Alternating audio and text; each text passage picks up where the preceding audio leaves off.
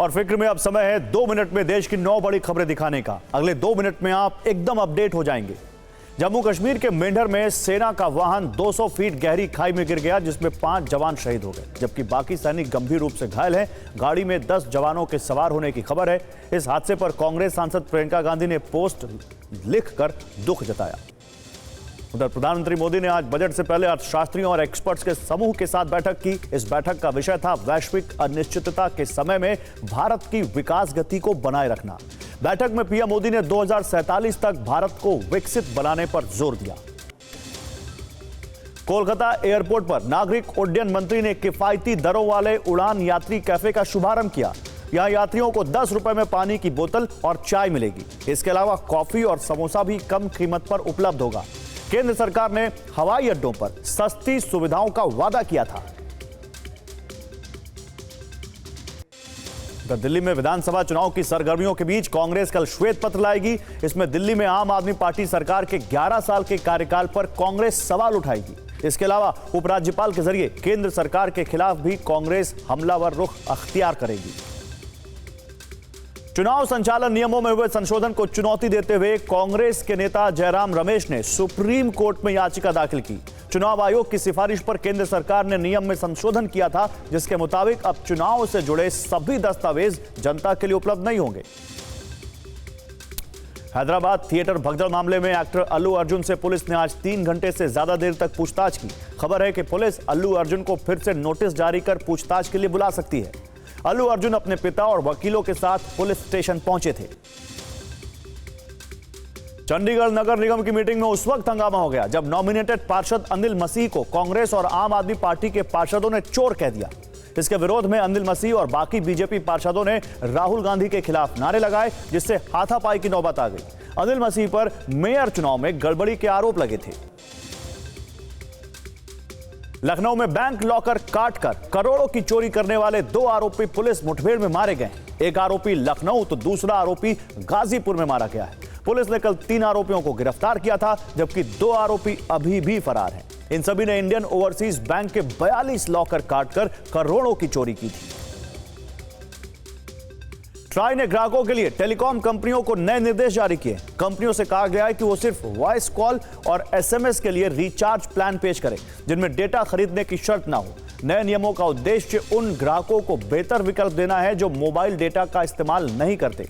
और आज फिक्र का पहला फोकस एक ऐसा मुद्दा है जो राजनीतिक तो है ही, राष्ट्रीय सुरक्षा के लिहाज से भी देश की फिक्र बढ़ाता है। और जब बात देश की राजधानी दिल्ली की हो तो इस मुद्दे को फिक्र वाले लेंस से देखना और ज्यादा जरूरी बन जाता है। हम बात कर रहे हैं बांग्लादेशी घुसपैठियों की, जिन पर दिल्ली में बहुत बड़ा एक्शन हुआ है। और चुनाव से ठीक पहले दिल्ली पुलिस की इस कार्रवाई ने सर्दी में राजनीतिक पारा खूब बढ़ा दिया है।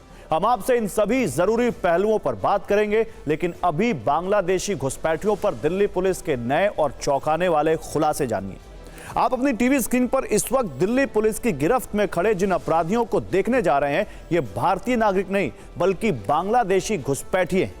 इन पर घुसपैठिए होने की कानूनी मुहर सबूतों के साथ लगी है और ये नाम बदलकर दिल्ली में रह रहे थे। उदाहरण के लिए जैसे इनमें से एक घुसपैठिए का असली नाम मिदुल मियां है, लेकिन वो दिल्ली में आकाश अहमद के नाम से रह रहा था। एक घुसपैठिए का असली और शुद्ध बांग्लादेशी नाम फरदीन अहमद है, लेकिन वो दिल्ली में टीटू अहमद के नाम से कई वर्षों से रह रहा था। आपको जानकर ताज्जुब होगा कि इनके ये नकली नाम आधार कार्ड पर भी दर्ज हैं, यानी आधार कार्ड भी फर्जी है। और दिल्ली पुलिस ने ऐसे 5 बांग्लादेशी घुसपैठिए पकड़े हैं जिन्होंने असली पहचान छिपाकर भारत की फर्जी नागरिकता के साथ दिल्ली में नया ठिकाना बना लिया था।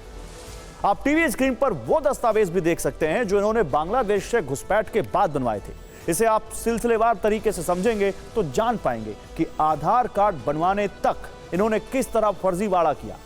जैसे कि इन्होंने बांग्लादेश से घुसपैठ के बाद सबसे पहले फर्जी मतदान पहचान पत्र, पैन कार्ड, ड्राइविंग लाइसेंस और इनकम सर्टिफिकेट वाले डॉक्यूमेंट्स एक फर्जी वेबसाइट से बनवाए। बाद में इन्हीं फेक दस्तावेजों की मदद से आधार कार्ड भी बनवा लिया। अब ये देखिए कि दिल्ली पुलिस इन बांग्लादेशी घुसपैठियों तक पहुंची कैसे और दिल्ली पुलिस की गिरफ्त में आए इन बांग्लादेशियों का मर्डर कनेक्शन क्या है। असल में दिल्ली के संगम विहार इलाके में कुछ वक्त पहले सिंटू शेख नाम के एक शख्स की हत्या कर दी गई थी। पुलिस ने मर्डर की जांच को आगे बढ़ाया तो सिंटू शेख के साथ रहने वाले 4 लोगों पर शिकंजा कसा। इनमें 2 महिलाएं भी शामिल थी। जांच के दौरान दिल्ली पुलिस को पता चला कि ये चारों लोग बांग्लादेशी नागरिक हैं और सिंटू शेख की ही मदद से फर्जी कागजात के आधार पर वोटर आईडी और आधार कार्ड बनवाकर भारत में रह रहे थे। कुछ वर्ष पहले ही ये सभी लोग दिल्ली आए थे। पुलिस ने जब इन लोगों से कड़ाई से पूछताछ की तो इन्होंने कबूल किया कि वो भारत के नहीं बल्कि बांग्लादेश के रहने वाले हैं और इन सभी लोगों ने बांग्लादेश का अपना ओरिजिनल आई कार्ड और बर्थ सर्टिफिकेट भी दिखाया। जांच के दौरान पुलिस को सिंटू शेख के घर से 21 आधार कार्ड, 4 वोटर आईडी और 8 पैन कार्ड भी बरामद हुए जो बांग्लादेशी नागरिकों के लिए बनाए गए थे। यहां आपको यह भी जानना चाहिए कि दिल्ली पुलिस ने इन 5 बांग्लादेशी घुसपैठियों के अलावा 6 ऐसे लोग या कहें कि एजेंट भी पकड़े हैं जो बांग्लादेशी घुसपैठियों के मददगार थे। गिरफ्तार एजेंट्स के नाम साहिल सहगल, रंजीत अफरोज, सद्दाम हुसैन और दीपक मिश्रा हैं। पुलिस के अनुसार साहिल सहगल दिल्ली के रोहिणी इलाके में पूनम ऑनलाइन कंप्यूटर सेंटर के नाम से अपना ऑफिस खोले हुए था। यहीं पर एक फर्जी वेबसाइट जनता प्रिंट्स साइट के जरिए मात्र 20 रुपए लेकर फर्जी income certificate, birth certificate, Covid certificate, जाति प्रमाण पत्र जैसे जरूरी दस्तावेज बनाया करता था। इन फर्जी सर्टिफिकेट्स को आगे रंजीत तक भेजा जाता था। रंजीत अफरोज के साथ मिलकर एक ऑथराइज्ड आधार ऑपरेटर का काम करता था। रंजीत और अफरोज की मदद से ही इनके फर्जी कागजात की मदद से आधार कार्ड बनवाए जाते थे। यहां चिंता वाली एक और बात है, साहिल सहगल, रंजीत, अफरोज, सद्दाम हुसैन और दीपक मिश्रा भारत के नागरिक हैं और वो चंद पैसे लेकर बांग्लादेशियों की घुसपैठ करा रहे थे, देश की सुरक्षा का सौदा कर रहे थे। और अब आपको वो रूट बताते हैं जहां से बांग्लादेशी घुसपैठिए भारत में दाखिल होते हैं और फिर किस तरह से वो दिल्ली या मुंबई या फिर पूरा प्लान बनाकर देश के किसी और शहर जाकर बस जाते हैं। तो बांग्लादेश से भारत में घुसपैठ के मुख्य रूप से 5 रास्ते बताए जाते हैं। पहला है पश्चिम बंगाल। एक रिपोर्ट के अनुसार बांग्लादेश से घुसपैठ के सबसे ज्यादा मामले यहीं से पाए गए। इसकी वजह है बांग्लादेश के साथ लगती बंगाल की सीमा, जिसका एक बड़ा हिस्सा जंगलों से घिरा हुआ है, जहां तारबंदी नाम की चीज नहीं है। इसी बात का लाभ उठाकर बांग्लादेशी पहले बंगाल में आते हैं, इसके बाद बस और ट्रेन के जरिए दिल्ली और अलग अलग राज्यों में पहुंचते हैं। बांग्लादेश से दिल्ली तक पहुंचने का इनका कुल खर्च करीब 15,000 रुपए होता है। दूसरा रास्ता है असम का। यहां भी बांग्लादेश की सीमा वाले वही हालात हैं जैसा बंगाल में, जंगल का बड़ा हिस्सा, बगैर तारबंदी के काफी बड़ा इलाका। तीसरा रूट है मेघालय का। मेघालय से भी बांग्लादेश की सीमा लगती है। कई बार यहां से भी बांग्लादेशी नागरिक घुसपैठ करते पकड़े गए हैं। इसके अलावा त्रिपुरा और मिजोरम के बॉर्डर से भी बांग्लादेशी नागरिकों की घुसपैठ होती रही है और उस पर एक्शन भी होता रहा है।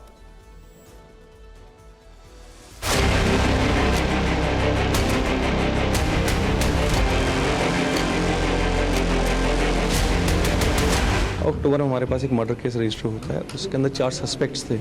उनसे जब पूछताछ की उन्होंने बताया हम बंगाल से हैं, वेस्ट बंगाल से आए हुए हैं। तो जब फर्दर उनके डॉक्यूमेंट्स चेक किए तो हमें डाउट सा हुआ। हमने डिटेल से सस्टेन इंटरोगेशन मालूम चला कि वो लोग बांग्लादेश से आए हुए हैं। उन्होंने जब बांग्लादेश से आए यहाँ पे तो सिंटू शेख डिसीज था, उसने एक साहिल के टच में उनको लाया, इसने उनके फर्जी बर्थ सर्टिफिकेट बनवा के आधार कार्ड का बनवा के दे दिया हम लोग। फर्दर सिंटू शेख के घर से 4 वोटर आईडीज भी मिले हैं, जिसमें से एक वोटर आईडी बांग्लादेश सिटीजन का प्रूव हो चुका है, जो कि बांग्लादेश सिटीजन यहाँ पे रहती थी और उसका वोटर कार्ड बना। उनका पूरा चैनल जो बैक चैनल है उसको भी बस्ट करने की ट्राई करते हैं। हमारे पास टोटल अभी 30 आईडीज़ हैं जो सस्पेक्टेड हैं। 30 में से 5 तो ये लोग हो चुके हैं, बाकी 25 का और दिख रहे हैं। इसके आगे भी देखते हैं कौन कौन नहीं। तो दिल्ली पुलिस ने इन बांग्लादेशी घुसपैठियों की गिरफ्तारी के अलावा एक स्पेशल ड्राइव भी चलाई। यह स्पेशल ड्राइव कालिंदी कुंज के पास मदनपुर खादर इलाके में चलाई गई थी। पैरामिलिट्री फोर्स के साथ पहुंची कालिंदी कुंज थाने की पुलिस ने झुग्गियों में रहने वाले लोगों के आधार कार्ड, पहचान पत्र समेत दूसरे दस्तावेजों की जांच की। यहां कबाड़ का काम करने वाले हर एक शख्स का आधार कार्ड और पहचान पत्र के साथ उनकी एक एक डिटेल को दिल्ली पुलिस ने नोट किया। यहां पर ज्यादातर रहने वाले लोग धुबरी, असम और पश्चिम बंगाल के हैं। इनका कहना है कि वो यहां पर काफी वर्षों से रह रहे हैं और सभी ने अपना सही आधार कार्ड धुबरी से बनवाया हुआ है और यहां कूड़े का काम करते हैं। पुलिस अब उनके दिए गए सभी डिटेल की असम और पश्चिम बंगाल से जांच करेगी और अगर ये दस्तावेज फर्जी पाए जाते हैं तो इन्हें गिरफ्तार करेगी। दरअसल दिल्ली के एलजी विनय कुमार सक्सेना के आदेश पर दिल्ली पुलिस अवैध रूप से रहने वाले बांग्लादेशियों के खिलाफ स्पेशल ड्राइव चला रही है, जिसके बाद उनकी पहचान करके उन्हें बांग्लादेश डिपोर्ट करने का भी प्लान है। वैसे बांग्लादेशी घुसपैठिए देश के लिए कितना बड़ा सिरदर्द है, इसे आप 2016 में संसद में पेश एक रिपोर्ट से समझ सकते हैं। इस रिपोर्ट में बताया गया था कि भारत में अवैध बांग्लादेशियों की संख्या करीब 2 करोड़ है, जबकि करीब 25 साल पहले वर्ष 2000 में भारत के तत्कालीन गृह सचिव माधव गोडबोले ने भारत सरकार को एक महत्वपूर्ण रिपोर्ट सौंपी थी, जिसमें बताया गया था कि करीब 1.5 करोड़ बांग्लादेशी घुसपैठिए अवैध रूप से भारत में रह रहे हैं। इस लिहाज से देखें तो वर्ष 2000 से लेकर वर्ष 2016 तक, यानी इन 16 वर्षों में ही इनकी संख्या 50 लाख बढ़ गई, जबकि आज की तारीख में निश्चित तौर पर यह आंकड़ा 2 करोड़ से कहीं ज्यादा होगा और देश की सुरक्षा को देखते हुए यह घुसपैठ निश्चित तौर पर फिक्र बढ़ा रही है। अगली खबर के केंद्र में भी बांग्लादेश है, लेकिन इसकी शुरुआत एक सवाल से करते हैं। क्या भारत बांग्लादेश की बत्ती गुल कर देगा? और अगर भारत ने बिजली काट दी तो क्या कर लेंगे मोहम्मद यूनुस? इस वक्त की स्थिति यह है, शेख हसीना के तख्ता पलट के बाद से ही बांग्लादेश के दिलो दिमाग में भारत बहुत चुभ रहा है। भारत के खिलाफ यूनुस सरकार और उसके कट्टरपंथी समर्थकों में नफरत कूट कूट कर भरी है, लेकिन वो ये भूल रहे हैं कि बांग्लादेश का अस्तित्व भारत के एहसानों में दबा हुआ है। पाकिस्तान से आजाद करवाना तो पुरानी बात है, मौजूदा समय में बांग्लादेश पर भारत का कर्ज इतना बढ़ चुका है कि वो इसे चुका ही नहीं पा रहा है। यूनुस के पैतरों और हरकतों से भारत का सब्र भी अब जवाब दे रहा है। तो क्या है ये पूरी खबर और क्यों बांग्लादेश में अंधेरा छाने का संकट है, जरा अब इसे समझते हैं। त्रिपुरा के मुख्यमंत्री माणिक साहा ने जानकारी दी कि बांग्लादेश ने बिजली सप्लाई के लिए लगभग 200 करोड़ रुपए का भुगतान हमें नहीं किया। बकाया राशि हर दिन बढ़ रही है। हमें उम्मीद है कि वो बकाया चुका देंगे ताकि बिजली आपूर्ति बाधित ना हो।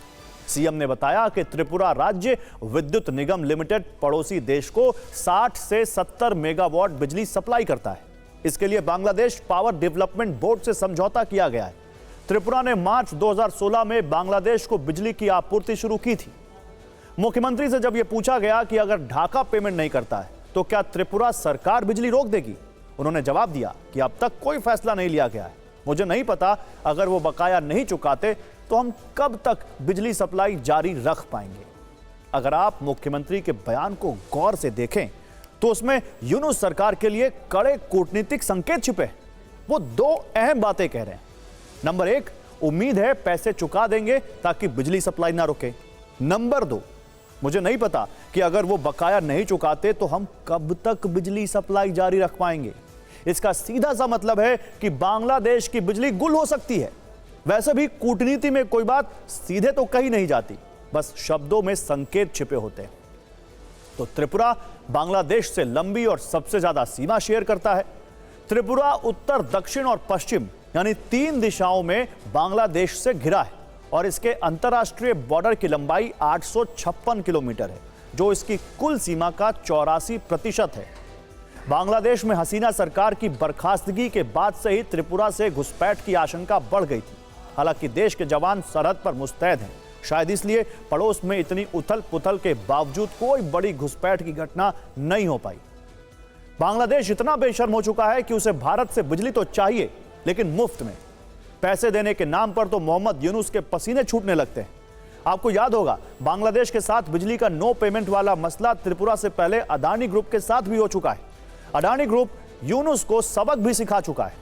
इस ग्रुप की कंपनी अडानी पावर झारखंड में अपने 1600 मेगावाट वाले प्लांट से बांग्लादेश को बिजली की सप्लाई करती है।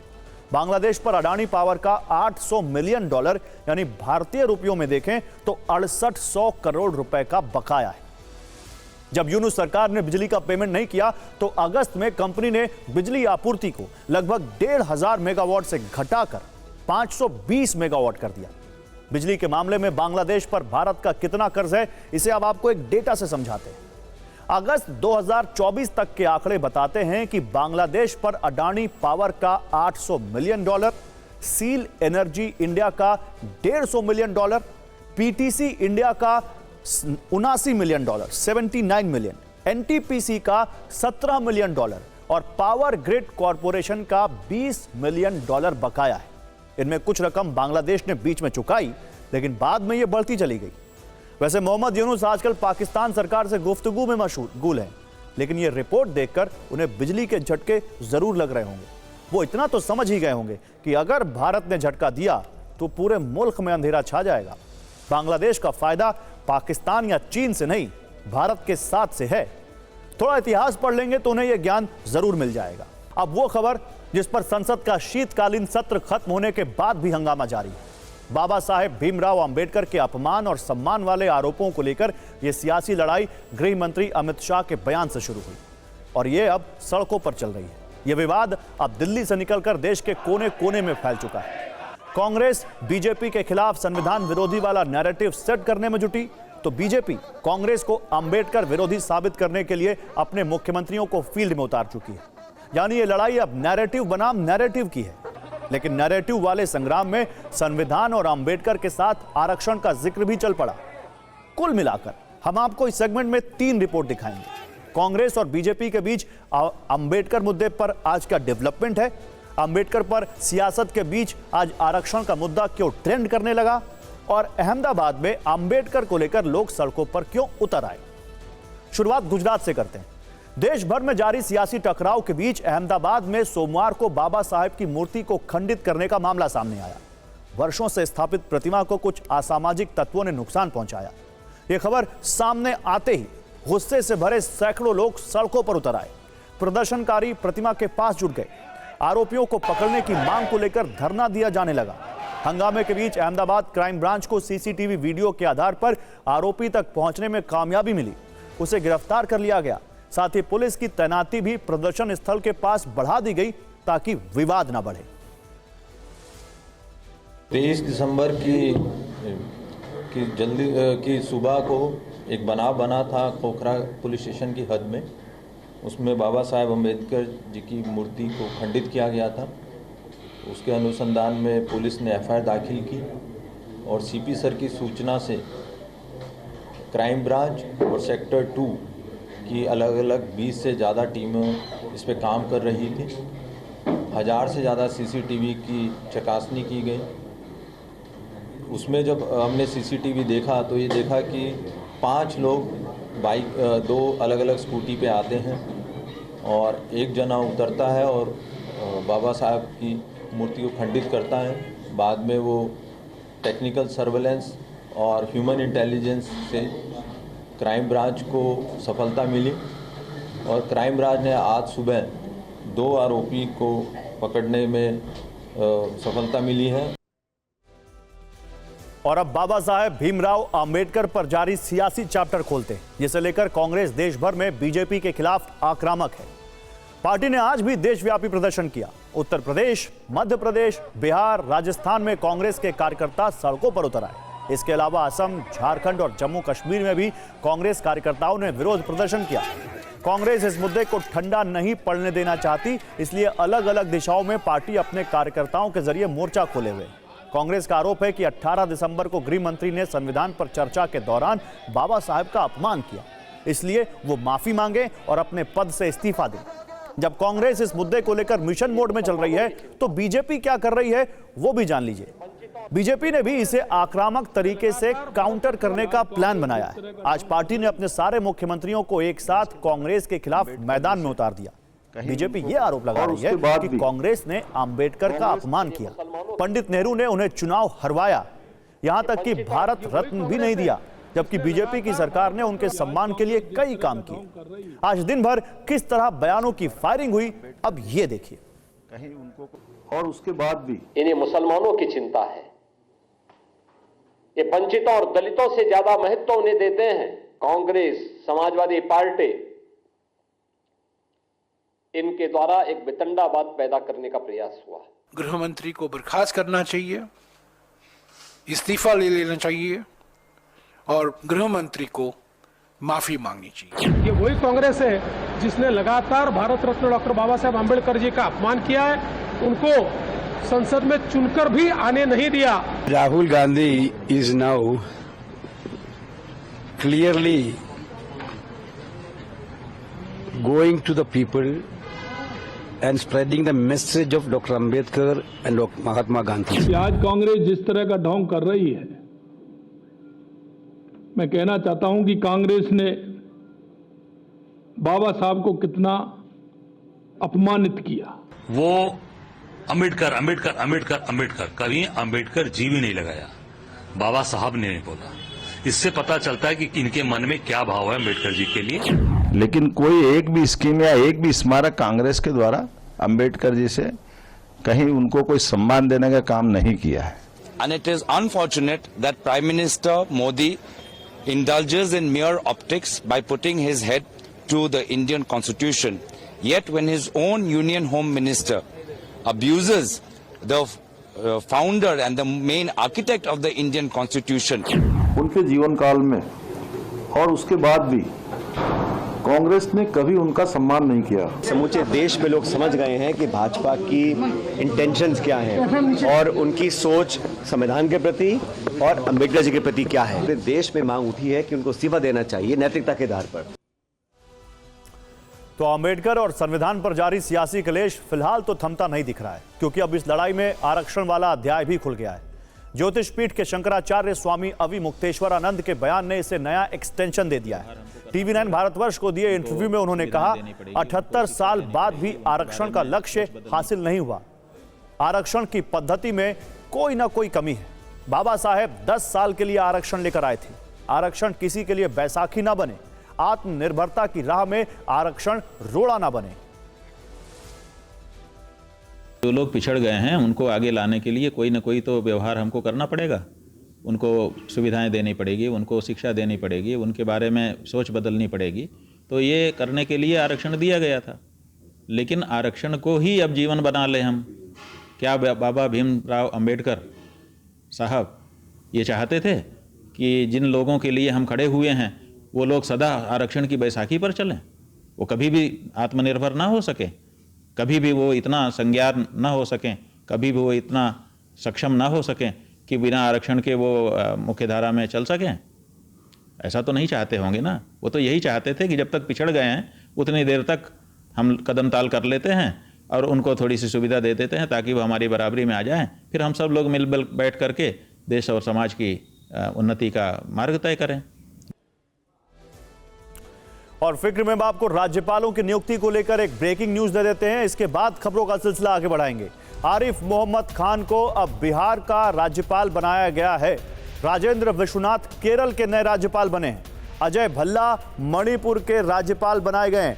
पूर्व सेना प्रमुख जनरल वीके सिंह मिजोरम के राज्यपाल बनाए गए हैं। हरि बाबू ओडिशा के नए राज्यपाल बनाए गए हैं।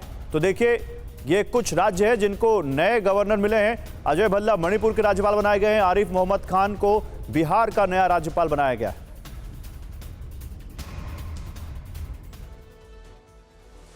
और अब आपको एक और विवाद के बारे में बताते हैं। यह विवाद क्रिसमस से जुड़ा है। कल क्रिसमस है और केरल में इस त्योहार से ठीक पहले बड़ी सियासी आग देखने को मिल रही है। वहां के पलक्कड़ में लेफ्ट पार्टियों और वीएचपी के बीच सियासी तकरार इस कदर बढ़ गई है कि इसकी तपिश दिल्ली तक महसूस की जा रही है। सबसे पहले यह मामला समझिए। विश्व हिंदू परिषद के 3 कार्यकर्ताओं पर आरोप है कि उन्होंने पलक्कड़ में नल्ले पिली के एक सरकारी स्कूल में घुसकर क्रिसमस समारोह में बाधा डालने की कोशिश की। स्कूल की ओर से पुलिस को दी गई शिकायत के अनुसार इन वीएचपी कार्यकर्ताओं ने क्रिसमस पर शिक्षकों और छात्रों के पहनावे पर सवाल उठाए और छात्रों के सामने शिक्षकों को अपशब्द भी कहे। पुलिस ने इन तीनों की गिरफ्तारी की है। लेकिन पलक्कड़ में ये इकलौती घटना नहीं है। यही के थाथ मंगलम में स्थित एक और सरकारी स्कूल में छात्रों और शिक्षकों ने क्रिसमस पर जो झांकी बनाई थी उसे भी अनजान लोगों ने जानबूझकर नुकसान पहुंचाया। इसके बाद केरल में इन दोनों ही मामलों ने सियासी आग भड़का दी। बीजेपी और संघ अब सीपीआई-एम के टारगेट पर है। It's very unfortunate.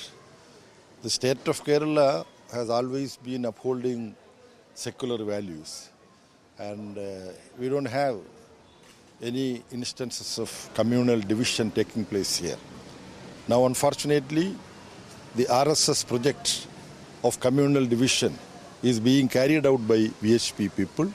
And even in Kerala, an incident of disrupting Christmas celebration has happened.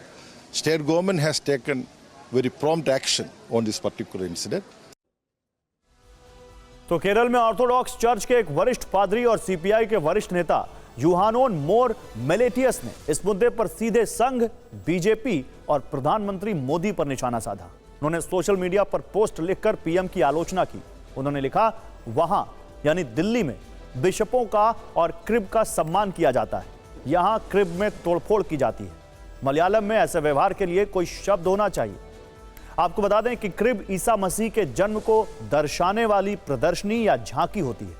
हम आपको थोड़ी देर पहले ही बता चुके हैं कि थाथ मंगलम के एक स्कूल में लगाई गई ऐसी ही क्रिब यानी झांकी में सोमवार को अनजान लोगों ने तोड़फोड़ की थी और पादरी ने पीएम मोदी पर सवाल इसलिए उठाए क्योंकि कल ही प्रधानमंत्री दिल्ली में CBCE सेंटर परिसर में मौजूद एक चर्च गए थे। वहां क्रिसमस समारोह में शामिल हुए थे। वहां पर पीएम मोदी ने कहा था कि जब समाज में हिंसा फैलाने और अवरोध पैदा करने की कोशिश की जाती है तो उनके हृदय में पीड़ा होती है।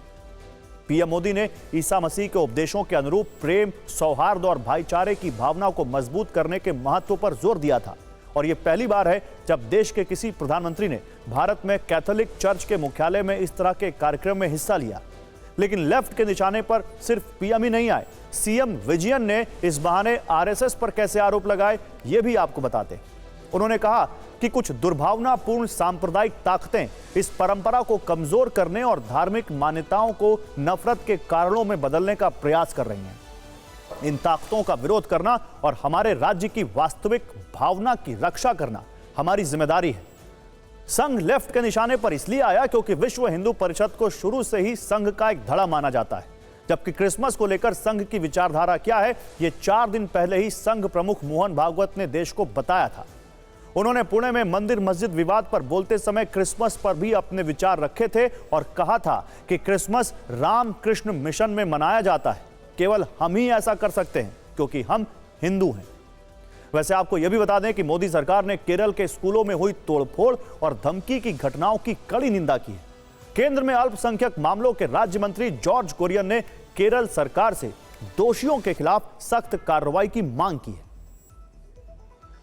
ഒരിക്കലും ഇത് ആവർത്തിക്കാൻ പാടില്ലാത്ത രീതിയിൽ നിയമ നടപടി എടുക്കണമെന്ന് കേരള സർക്കാരിനോട് അഭ്യർത്ഥിക്കുന്നു. കേരള സർക്കാർ എടുത്ത നിയമ നടപടിയെ സപ്പോർട്ട് ചെയ്യുന്നു. അതുപോലെ തന്നെ കേരള സർക്കാരിൻ്റെ നടപടി സ്വാഗതാർഹമാണ്. ഗവൺമെൻറ് സ്കൂളുകളിൽ ക്രിസ്മസ് ആഘോഷമാകാം എന്നുള്ള തീരുമാനത്തെ സ്വാഗതം ചെയ്യുന്നു. और इस खबर को फिक्र के लेंस से देखें तो नजर आता है कि भारत की वैश्विक पहचान ही समाज में एकता और भाईचारे की रही है। यहां हिंदू, मुस्लिम, सिख, ईसाई सभी के त्यौहार मिलजुल कर मनाए जाते हैं। अगर इन त्योहारों को टारगेट करके समाज में नफरत बढ़ाने की कोशिश होगी तो इससे सामाजिक टकराव बढ़ेगा। इसलिए ऐसे कृत्यों की निंदा होनी चाहिए।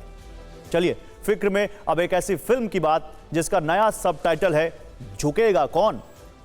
आप समझ गए होंगे कि हम बात कर रहे हैं फिल्म पुष्पा 2 की, जिसकी स्क्रीनिंग के दौरान मची भगदड़ का मामला अब कानूनी के साथ साथ राजनीतिक भी होता जा रहा है। इसमें हर पक्ष की अपनी एक स्क्रिप्ट है और अपने दावे। लेकिन आज इस मामले का बड़ा अपडेट यह है कि तेलुगु एक्टर अल्लू अर्जुन से पुलिस ने करीब 3 घंटे से ज्यादा देर तक पूछताछ की। इसके लिए कल चिक्कड़पल्ली थाने की पुलिस ने उन्हें नोटिस जारी किया था, जिसके बाद आज अर्जुन अपने पिता और वकीलों के साथ पुलिस स्टेशन पहुंचे और उनसे ये पूछताछ दोपहर 2:45 तक चली। खबर है कि इस दौरान सेंट्रल जोन के डीसीपी के नेतृत्व में एक पुलिस टीम ने उनसे पूछताछ की। इस दौरान स्टेशन में भारी सुरक्षा व्यवस्था की गई थी और स्टेशन के रास्तों को ब्लॉक किया गया था। अब खबर ऐसी भी है कि अल्लू अर्जुन को पुलिस फिर से नोटिस जारी करके पूछताछ और भगदड़ के वक्त उनकी मौजूदगी के बारे में जानने के लिए बुला सकती है। वैसे पुष्पा 2 का भगदड़ वाला क्लेश अपनी जगह, लेकिन 70 mm के पर्दे पर पुष्पा पूरी तरह फायर है और अब पुष्पा ने कमाई के मामले में सारे रिकॉर्ड तोड़ दिए। फिल्म रिलीज के 20वें दिन भारत में पुष्पा 2 का कुल कलेक्शन 1075 करोड़ के पार पहुंच गया है, जबकि वर्ल्ड वाइड ये आंकड़ा 1607 करोड़ है। यानी कमाई वाले नंबर गेम में पुष्पा 2 ने सभी फिल्मों को अपने आगे झुका दिया है और बॉक्स ऑफिस के कलेक्शन में भी पुष्पा राज चल रहा है। अल्लू अर्जुन की फिल्म पुष्पा 2 देश की नंबर 1 फिल्म बन चुकी है। पुष्पा 2 ने लगातार शानदार कमाई की वजह से बाहुबली 2 को भी पीछे छोड़ दिया है। इसके अलावा इस फिल्म ने सबसे कम समय में सबसे अधिक कमाई का रिकॉर्ड भी बना दिया है। चलिए फिक्र में अब खबरों को ग्लोबल दिशा की ओर मोड़ते हैं और बात सीरिया की करते हैं। राष्ट्रपति बशर अल असद के देश छोड़कर भागने के बाद सीरिया में दशकों की तानाशाही खत्म हो चुकी है। असद सीरिया को उसके हाल पर छोड़कर चले गए हैं और अब वहां कैसे हालात हैं, इसे लेकर एक ट्रैवल इन्फ्लुएंसर ने चौंकाने वाला खुलासा किया है। आमतौर पर भारत में, हमारे शहरों में या आपके आसपास एक कप कॉफी 50 रुपए में मिल जाती है। अगर किसी बड़ी कॉफी शॉप में कॉफी पीते हैं तो इसके लिए आपको 100, 200, 500 रुपए तक चुकाने पड़ते हैं। लेकिन सीरिया में यही एक कप कॉफी 25,000 सीरियन पाउंड में मिल रही है। सही सुन रहे हैं आप भी ये सुनकर हैरान हो गए होंगे, लेकिन सच्चाई ये है कि सिविल वॉर की वजह से सीरिया की अर्थव्यवस्था डावाडोल है और सीरियन पाउंड सबसे निचले स्तर पर चला गया है। इसलिए ट्रैवल इन्फ्लुएंसर को 2 कॉफी के लिए 50,000 सीरियन पाउंड चुकाने पड़े। और इसका गणित भी समझ लीजिए, सीरिया में एक अमेरिकी डॉलर की कीमत लगभग 13,000 सीरियन पाउंड है। सीरिया में एक कप कॉफी 25,000 सीरियन पाउंड की मिल रही है। इससे वहां रहने वाले लोगों को काफी दिक्कतें आ रही हैं। यह कीमत सामान्य लोगों के लिए बहुत ज्यादा है। समझने वाली बात यह भी है कि सीरिया के 90% परिवार गरीबी रेखा से नीचे आ गए। हालांकि इसको अगर हम भारत के रुपए के हिसाब से बताएं तो आपको लगेगा कि हाँ ठीक ही तो है, क्योंकि डॉलर में देखेंगे तो एक कप कॉफी के लिए 25,000 सीरियन पाउंड 2 अमेरिकी डॉलर के बराबर हुए। यह कीमत आपको ज्यादा नहीं लगेगी क्योंकि भारतीय रुपए में लगभग 170 रुपए के बराबर है, लेकिन सीरिया में यह बहुत ऊंची कीमत है। इस समय सीरिया में ऑनलाइन पेमेंट की व्यवस्था भी कारगर नहीं है। अगर आपको एक कप कॉफी पीनी है तो आपको हैंडबैग में अपने साथ खूब सारा कैश लेकर जाना पड़ेगा, क्योंकि इतना कैश आपके पर्स में आएगा नहीं। और अगर आपको महंगी शॉपिंग करनी है तो फिर तो संभव है कि बोरी में कैश भरकर लेकर जाना पड़े आपको, क्योंकि सीरिया में करेंसी का संकट अपने विकराल स्तर पर पहुंच गया है। वैसे किसी भी देश में सिविल वॉर या फिर किसी युद्ध में घिरे होने के बहुत व्यापक असर होते हैं। ऐसे देश बुनियादी सुविधाओं के लिए भी मोहताज हो जाते हैं और सीरिया में यही हो रहा है। चलिए फिक्र में अब बात अमेरिका के निर्वाचित राष्ट्रपति डोनाल्ड ट्रंप की करते हैं। अमेरिका में बड़े बड़े एक्सपर्ट्स को अब 20 जनवरी का इंतजार है, क्योंकि अमेरिकन मीडिया में दावा किया जा रहा है कि 20 जनवरी के बाद अमेरिका में बहुत कुछ बदल जाएगा। शायद दुनिया पर भी इसका असर हो। 20 जनवरी को अमेरिका के 47वें राष्ट्रपति पद की शपथ लेते ही ट्रंप कई बड़े ऐलान कर सकते हैं, जो न सिर्फ ऐतिहासिक होंगे बल्कि अभूतपूर्व भी हो सकते हैं, क्योंकि दावा किया जा रहा है कि ट्रंप ने अपने दूसरे कार्यकाल के लिए अभी से 4 टारगेट सेट कर लिए। सबसे पहला टारगेट है WHO, वर्ल्ड हेल्थ ऑर्गेनाइजेशन। लंबे समय से WHO के आलोचक ट्रंप को लेकर दावा किया जा रहा है कि 20 जनवरी को शपथ लेते ही वो WHO से सभी संबंध खत्म करने का ऐलान कर सकते हैं। ट्रंप का दूसरा बड़ा टारगेट है पनामा नहर। ट्रंप ने एक बार फिर धमकी दी है कि वो राष्ट्रपति बनते ही पनामा नहर पर कब्जा कर लेंगे। ट्रंप ने कहा है कि पनामा अपनी मनमानी कर रहा है और इस नहर के प्रशासन पर चीन का प्रभाव देखने को मिल रहा है। सिर्फ यही नहीं, अमेरिकन मीडिया में भी ऐसी भी रिपोर्ट्स हैं कि ट्रंप कनाडा को अमेरिका में शामिल करके उसे 51वां राज्य बनाने का सपना देख रहे हैं। हालांकि यह आसान नहीं है। ट्रंप की विश लिस्ट में कनाडा को अमेरिका में शामिल करना भी है। ट्रंप का चौथा टारगेट है ग्रीनलैंड को खरीदना। वो अपने पहले कार्यकाल में ग्रीनलैंड पर कब्जे की बात करते रहे। 2019 में तो उन्होंने ग्रीनलैंड खरीदने की मंशा भी जाहिर की थी। अब कहा जा रहा है कि ट्रंप की टीम इसके लिए फुल प्रूफ प्लान बनाने में लगी है और ग्रीनलैंड के बारे में ट्रंप बड़ा फैसला ले सकते हैं। इन सब में सबसे बड़ा टारगेट है WHO। क्या 20 जनवरी को ट्रंप विश्व स्वास्थ्य संगठन से अमेरिका को अलग करने वाले हैं? इन आशंकाओं पर फिक्र की यह फाइल आपको देखनी चाहिए। आज से 4.5 साल पहले अपने पहले कार्यकाल में ट्रंप ने कोरोना पर चीन से जवाब मांगते हुए WHO से अपने सभी रिश्ते खत्म करने का ऐलान कर दिया था। लेकिन यूरोपियन यूनियन, जर्मनी और ब्रिटेन की तरफ से दबाव के बाद ट्रंप ने अस्थायी तौर पर ही WHO की फंडिंग रोकी थी। लेकिन अपने दूसरे कार्यकाल में ट्रंप न सिर्फ और ताकतवर बनकर उभरे हैं, बल्कि उनके तेवर भी सख्त हैं। इसलिए दावा किया जा रहा है कि अब ट्रंप WHO से अपने सभी रिश्ते खत्म कर देंगे। यानी 20 जनवरी को राष्ट्रपति पद की शपथ लेते ही ट्रंप जिन एग्जीक्यूटिव ऑर्डर्स पर साइन करेंगे, उनमें से एक फैसला यह भी हो सकता है। अपने पहले कार्यकाल में ट्रंप लगातार ये आरोप लगाते रहे कि WHO चीन की सुनता है और उसकी गलतियों पर पर्दा डालता है। WHO ने कभी खुलकर कोरोना महामारी के लिए चीन की आलोचना नहीं की। चीन की वजह से पूरी दुनिया में कोरोना फैला, लेकिन WHO ने ना तो कोई सावधानी बरती और ना ही चीन का नाम लिया। अमेरिका का WHO से हटने के बाद अमेरिका पर तो कोई फर्क नहीं पड़ेगा, लेकिन ये WHO के लिए बहुत बड़े झटके से कम नहीं होगा, क्योंकि अमेरिका ही WHO को सबसे ज्यादा फंड देता है।